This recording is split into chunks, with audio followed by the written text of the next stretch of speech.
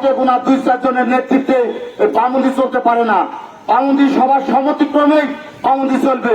বামুন্দি আমাদের, বামুন্দি আপনাদের, বামুন্দি জনসাধারণের সবার জন্য। আপনারা জানেন আমরা দীর্ঘ 17 বছর পর লড়াই সংগ্রামের মাধ্যমে একটা জায়গায় অবস্থান করছি। দেশ নায়ক তারেক রহমানের অক্লান্ত পরিশ্রম, অক্লান্ত মেধা, অক্লান্ত পরিশ্রম দিয়ে আমরা আজকে এ পর্যন্ত এসেছি। আর তীরে এসে আমরা মনে হচ্ছে নৌকা ডুবে ফেলছি।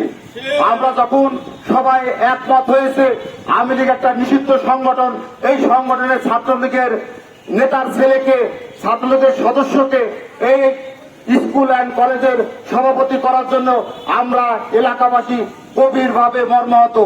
আমরা জানতে চাই এসব অনৈতিক আর কতদিন থাকবে, এসব অনাচার আর কতদিন থাকবে। আমরা আমাদের দল একটা সুন্দর পরিবেশে সুন্দর জায়গায় অবস্থান করছে, এই হালুয়া রুটি ভাগাভাগি করে খাওয়ার জন্য নয়। আমরা চাই এলাকার লোক ভালো থাকুক, দেশের লোক ভালো থাকুক, শান্তিপূর্ণ থাকুক। হানাহানি মারামারি আমরা চাই না। আমাদের নেতা তারেক রহমানও চায় না।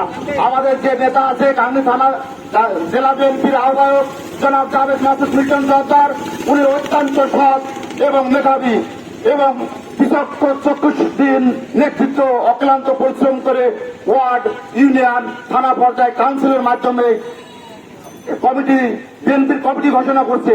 আজকে আমরা পক্ষান্তরে দেখতে পারলাম।